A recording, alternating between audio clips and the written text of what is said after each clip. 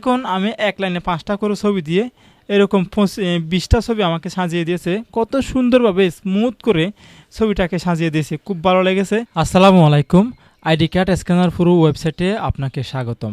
এই ওয়েবসাইটের link video description বক্সে দেওয়া আছে, সেখান থেকে আপনারা সরাসরি ওয়েবসাইটে প্রবেশ করতে পারবেন, অথবা আপনি অনলাইনে ID card scanner pro search করলে আপনি এই ওয়েবসাইটটি পাবেন। সুপ্রিয় দর্শক, আজকের ভিডিওতে আপনারা দেখতে পাবেন পাসপোর্ট ফটো মেকারে ক্লিক করলাম। পাসপোর্ট ফটো অর্থাৎ আইডি কার্ড স্ক্যানার প্রো এই ওয়েবসাইটটি একেবারেই সম্পূর্ণ ফ্রি একটি ওয়েবসাইট, সকলের ব্যবহারযোগ্য একটি ওয়েবসাইট, সকলে ব্যবহার করতে পারবেন আপনারা ফ্রিতেই। দেখুন, এই ওয়েবসাইটটিতে আমি এখানকার যারা এই ওয়েবসাইটের যারা কর্তৃপক্ষ রয়েছেন তাদের মাধ্যমে যোগাযোগ করে জানা গেছে এই ওয়েবসাইটের যে টুলসগুলো রয়েছে, এরকম যে টুলসগুলো রয়েছে প্রত্যেকটি টুলসের আপডেট আসবে। এবং এখানে যে ফটো মেকার টুলটি রয়েছে, এই যে দেখতে পাচ্ছেন, অর্থাৎ ফটো মেকার আর কি, পাসপোর্ট ফটো তৈরি, এই টুলটাতে আরও অনেক কিছু আপডেট কিছু আসবে, যেটা একেবারেই খুব সহজে আপনি একটা পাসপোর্ট সাইজ ছবি তৈরি করে নিতে পারবেন। আজকের ভিডিওতে আমি আপনাদেরকে জাস্ট একটু দেখাবো, পরবর্তীতে যে আপডেটটা আসবে সেটা নেক্সট ভিডিওতে ইনশাল্লাহ নিয়ে আসবো। এখানে দেখতে পাচ্ছেন পাসপোর্ট ছবি তৈরি করার ক্ষেত্রে আমাদের সর্বপ্রথম এখানে ক্লিক করব। এখানে ক্লিক করার পরে ট্যাপ ইনপুট ফটোতে ক্লিক করলাম। তারপর আমার যে ফটোটা রয়েছে সেই ফটোতে গিয়ে আমি ফটোটা নিয়ে আসব। দেখুন, এখানে একটা মহিলার ফটো নিয়ে আসলাম। এখানে অপশন আছে যে সিলেক্ট ফটো সাইজ, আপনি কি স্ট্যাম্প সাইজ করতে চাচ্ছেন নাকি পাসপোর্ট সাইজ করতে চাচ্ছেন। বাংলাদেশের যারা কম্পিউটার দোকানদার রয়েছেন তাদের জন্য মূলত এই দুইটা সাইজ অত্যন্ত গুরুত্বপূর্ণ। এখানে পাসপোর্ট ফটোটা আমি ক্লিক করলাম।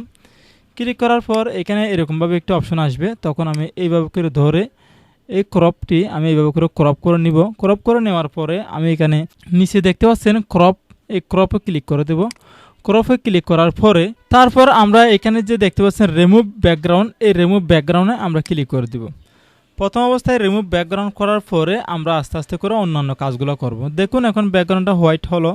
আপনি চাইলে এইভাবে করতে পারেন, এইভাবে করতে পারেন, যে কোনো একটি কালার আপনার পছন্দ মতো এখান থেকে আপনি দিতে পারেন। ঠিক আছে, ধরুন আমি এই কালারটা দিয়ে রাখলাম, অথবা স্টুডিও সিস্টেম করে এই কালারটা দিলাম। দেওয়ার পরে এখান থেকে দেখতে পাচ্ছেন উপরে কিছু অপশন অলরেডি দিয়েছে তারা, ব্রাইটনেস, কন্ট্রাস্ট, তারপরে স্ট্রাইশন, এভাবে করে আপনি এখানে এগুলা বাড়িয়ে কমিয়ে দেখবেন, আপনার পছন্দ মতো করে এগুলা বাড়িয়ে কমিয়ে আপনি দেখবেন যে ছবিটা আপনার কতটুকুতে সুন্দর দেখা যাচ্ছে, ওই পর্যন্ত আপনি লেবেল করে রাখবেন। ঠিক আছে, তো এখানে একটা কথা হচ্ছে গিয়ে এই টুলের মধ্যে ফিল্টার, যে ফিল্টারটা আমরা ফটোশপে ব্যবহার করি, অর্থাৎ ইনহান্স আর কি, ছবিতে স্মুথ করে, যে ছবিটাকে শার্পনেস দূর করে স্মুথ করে ছবিটাকে সুন্দর করে, সেটা কিন্তু এখনও এই ওয়েবসাইটে পরিষ্কারভাবে আসে নাই। ঠিক আছে, তো সেটা সামনে ইনশাল্লাহ আসবে। আপাতত ফ্রিতে যেহেতু এতটুকুই করতে পারতেছি, এটার জন্য শুকরিয়া। আমরা সামনে ওই নেক্সটে ওই অপশনটা আমরা পাবো ইনশাল্লাহ।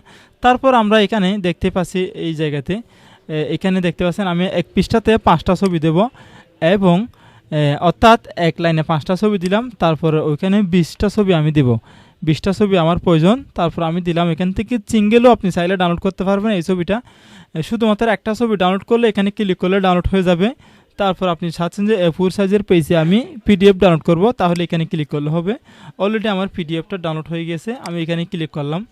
দেখুন, আমি এক লাইনে 5টা করে ছবি দিয়ে এরকম 20টা ছবি আমাকে সাজিয়ে দিয়েছে, কত সুন্দরভাবে স্মুথ করে ছবিটাকে সাজিয়ে দিয়েছে, খুব ভালো লেগেছে। তো আপনারা চাইলে এখান থেকে প্রিন্ট করতে পারেন এখন। ঠিক আছে, আমি আপাতত এখান থেকে প্রিন্ট করলাম না। তারপরে আমি সাজেস্ট করেছি, তাদেরকে বেশ কিছু কথা বলেছি, তারা এখানে প্রিন্ট অপশনটা যুক্ত করবে এবং বিভিন্ন যে টুলসগুলো রয়েছে আরও অত্যাধুনিকভাবে তৈরি করবে।